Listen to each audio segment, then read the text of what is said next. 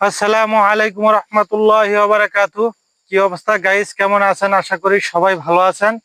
ঠিক আছে, আজকে আপনাদের মাঝে একটা নতুন টপিক নিয়ে চলে আসছি।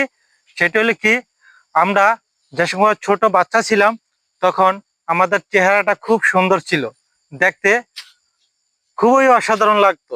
সবাই আমাদের গালে চুমু দিত। ঠিক আছে, এখন আমরা বড় হয়ে গেছি, এখন আমাদের গালে আর সেই চুমুটাকে দিবে না। বুঝতে পারছেন?